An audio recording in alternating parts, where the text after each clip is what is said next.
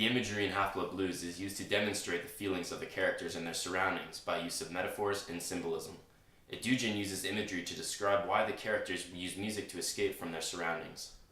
First example of imagery is when Sid goes with Chip to the Babylon Theatre to view the documentary made about Hero and the group in Paris 1940. The documentary symbolizes Sid's mistakes made during this time. By Sid taking Hero's visas, it forced the group to stay and allowed Sid to record with the group. Showing the reader the interactions between Sid and Chip allows the reader to see that uneasy tension. Sid himself admits that they're only delaying the guillotine. The guillotine being when Sid and Chip go on stage to answer questions. Sid's uneasiness around the documentary is because he associates it with the same jealousy and regret that he had with the group. Sid all the while having got the nerves and looking a little green. Edugin uses this symbolism and imagery to portray an uncertainty of Sid's feelings with the group. S.C. Edugin uses imagery of the back alley studio to describe a room of cracked heaters, empty bottles, and cigarettes glowing in the dark. The gross description of the studio with each player's sweating to the end to make the record, setting up an environment filled with disgust. However, it was when the group played that they sounded like royalty. Even at their worst, they still were a genius. Playing without without a care of the environment around them, the art of playing their music allowed them to escape the anger and frustration. The final example of imagery comes at the end of the book. Being sent to a concentration camp and becoming blind has made Hero long for some way to express art and disconnect himself from his environment.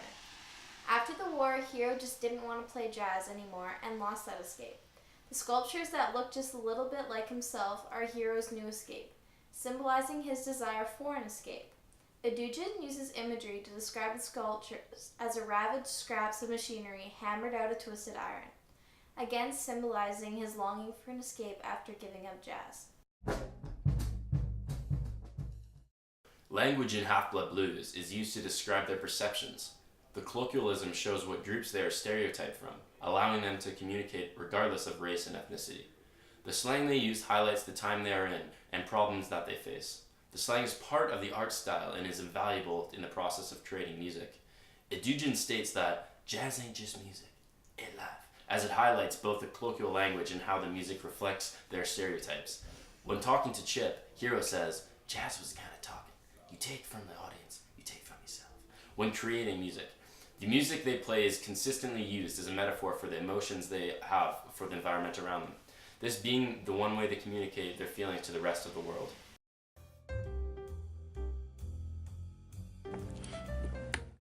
S.C. Edugin uses shadows as a metaphor to portray the cloak it gives to the jazz players as they live in Germany and France. Many times that Sid and Chip like to holler through these streets like on parade, but instead they slunk into the shadows, squeamish of the light. The jazz group goes through a hard time in Germany and France. Their use of shadows allows them to escape from the Nazis and blend into the night. Many times the group will play in dark rooms, studios, and clubs, further tying the use of shadows into the everyday norm. Edugin's use of relationships highlights the importance of jazz being an outlet for Sid. As Sid continues to mess up the recording, Chip becomes increasingly distant.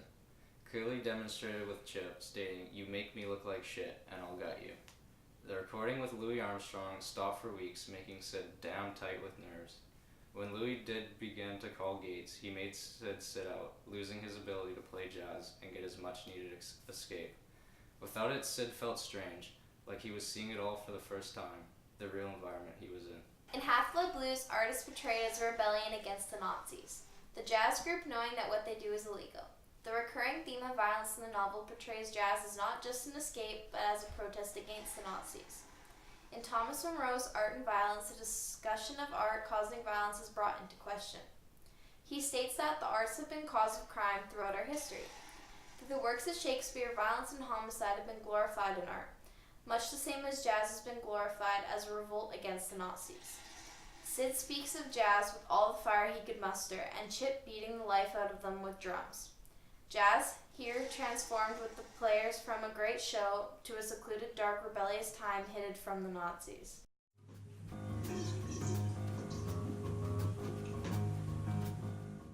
Sid came from a different background than Ernst, ethnically speaking, which affected them both differently during the war, for they had different worries. Sid was constantly on edge that the Nazis would take him, where Ernst knew he was safe because of his ethnicity. So, his main focus was keeping his friends safe. Through music, Ernst and Sid were able to connect and depict the meaning of violence during the war. Their music became a medium that is both permeable and malleable, that was appropriated for numerous war tasks. Our first allusion is Louis Armstrong. Louis was a very well-known trumpet player during World War II. This alludes the reader to believe Sid and the group must be very good musicians as well, because Louis was referred to as the world's greatest trumpet player.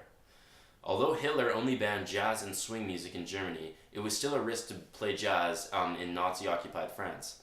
The constant worry of being taken by the Nazis worried African Americans such as Louis. The courage it took for these musicians to continue to play jazz is referred throughout the story.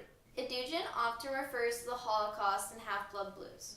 To the characters in the story, the Holocaust doesn't directly affect them until the middle of the story. They mention it because it's an underlying threat that could affect them all, being that they are all minorities in Germany. Hitler is also often alluded to, as he is a figure of the character's oppression, as well as believing music to be immoral. Since he is a figure of their problems, the characters use him to assign blame and accusation. In Half-Blood Blues, music is the nature of art. It reinforces the characters' motives and drives the plot forward as the characters develop. So where does art come from?